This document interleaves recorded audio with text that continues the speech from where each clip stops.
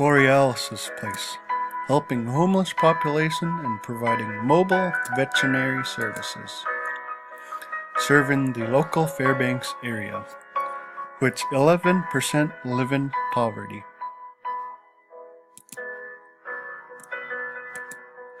On January 23, there was a total of 218 homeless people, 48 of which were unsheltered.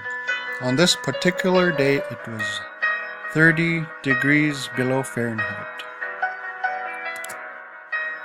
Our mission is to provide a temporary home for individuals experiencing homelessness and their pets in the local Fairbanks area. Studies have shown that interacting with pets reduces stress levels and lowers the blood pressure. They also help reduce loneliness, boost your mood, and bring feelings of support. It is in our mission to open the doors for individuals with pets that deal with homelessness in the local Fairbanks area.